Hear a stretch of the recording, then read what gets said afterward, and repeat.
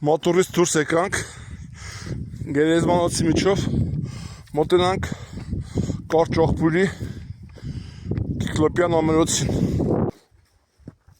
Գեղամա աշխարհը շատ հարուստ է Կիկլոպյան ամենոցներով։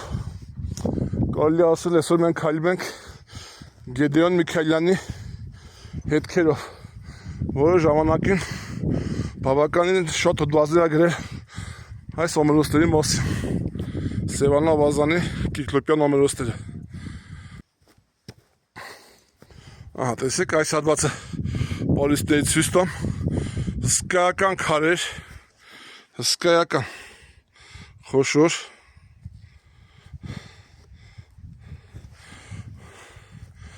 Այս հատվածով գալիս ենք, մուտք ենք գործում ամենոցի ներսը։ Պարիսպես հատվածը քանդված հատվածով էլ մուտք գործենք ներս։ Օպա։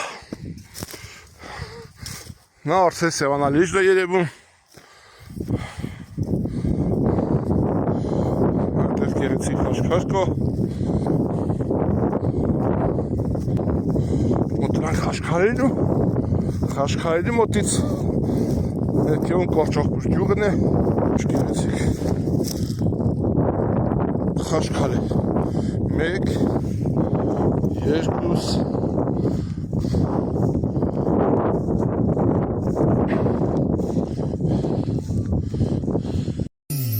Երբ տեսնում եմ